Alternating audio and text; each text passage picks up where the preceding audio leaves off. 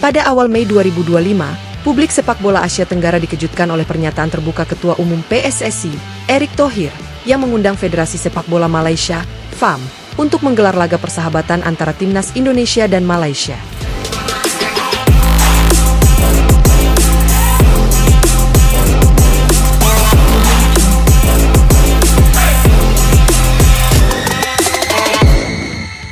Bola sepak dunia kita, hormat kasih untuk semua. Syukur Alhamdulillah, kita telah berjaya mengenal pasti Scott O'Donnell sebagai pengarah teknikal FAM yang baru, dan sejurus selepas itu Kim Panggun pula telah berjaya diikat bersama-sama dengan pasukan teknikal beliau.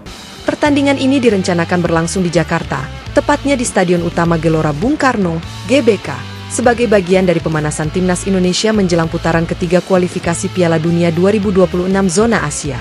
Erick Thohir menyampaikan undangan ini secara resmi, namun disertai nada menantang. Dalam konferensi pers, Erick mengatakan, "Kami ingin menguji kekuatan timnas melawan rival sejati dari Asia Tenggara.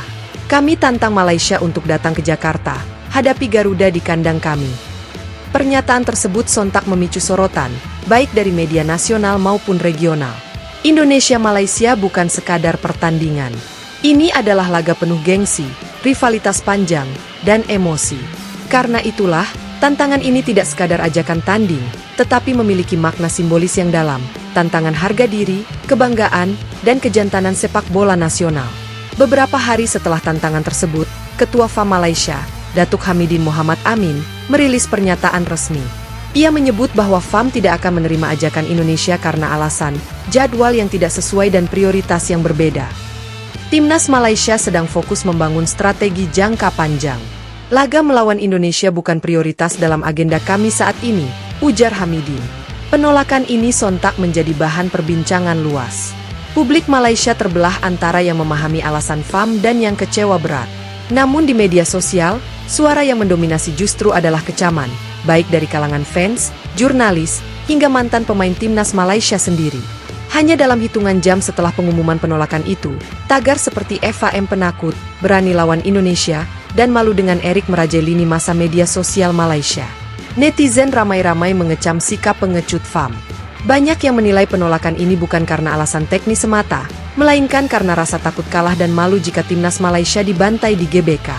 Komentar-komentar pedas bermunculan.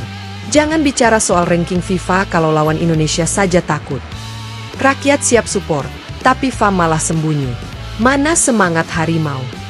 Kita bukan hanya menolak laga, kita menolak harga diri bangsa. Forum-forum sepak bola seperti Harimau Malaya FC, Malaysia Football Digest, dan Ultra Malaya penuh dengan diskusi panas. Banyak yang menyebut bahwa keputusan ini adalah salah satu titik terendah dalam sejarah sepak bola Malaysia modern. Di tengah gejolak itu, muncul suara lantang dari salah satu nama besar dalam sejarah sepak bola Malaysia, Safei Salih.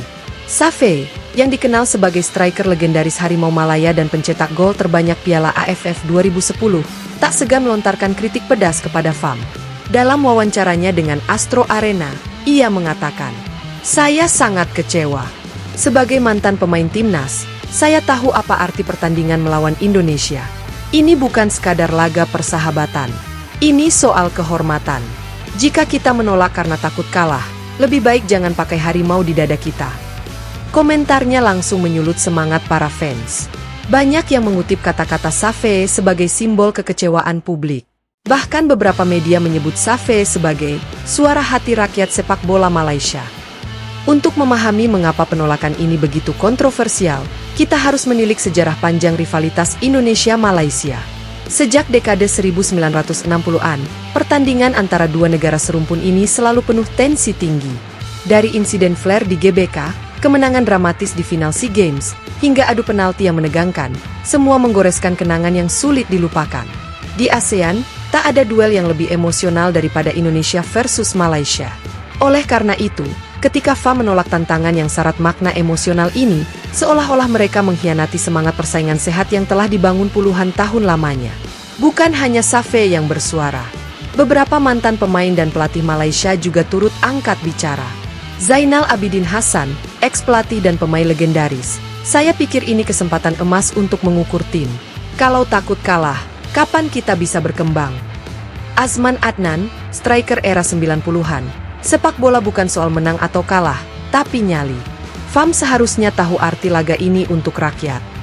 Kak Raja Gobal, pelatih timnas Malaysia saat menjuarai AFF 2010, kita dulu pernah datang ke GBK dan menang.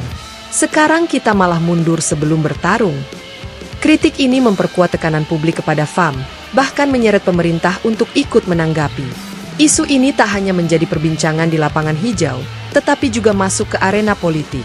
Beberapa anggota parlemen Malaysia turut menyoroti keputusan FAM yang dianggap memalukan negara. Anggota DPR Malaysia dari wilayah Selangor, misalnya, menyebut, kalau sepak bola tak bisa jaga maruah negara, siapa lagi yang bisa? Tokoh-tokoh publik seperti presenter TV, selebritas, hingga influencer juga ikut menyindir FAM. Mereka menggunakan platform mereka untuk menuntut perubahan, bahkan mendorong agar ketua FAM mengundurkan diri. Sementara itu, di pihak Indonesia, tantangan yang ditolak justru menjadi amunisi moral.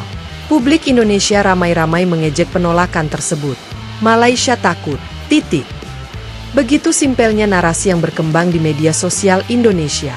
Para fans Garuda menyatakan kekecewaan karena gagal melihat duel klasik yang penuh gengsi, tapi mereka juga merasa puas karena merasa timnas Indonesia ditakuti.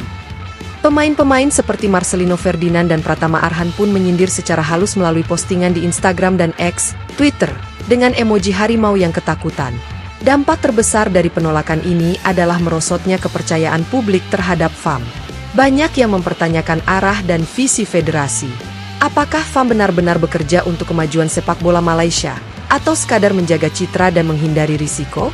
Beberapa kelompok supporter bahkan menggelar aksi protes damai di depan kantor FAM, membawa spanduk bertuliskan, "Jangan jadikan harimau penakut," dan "Erik berani, Hamidin lari."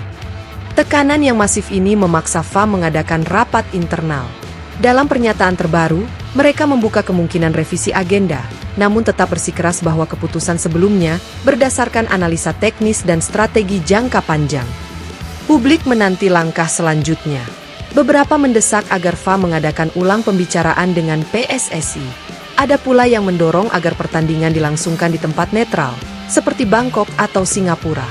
Namun yang jelas, luka yang ditorehkan keputusan ini akan membutuhkan waktu lama untuk sembuh.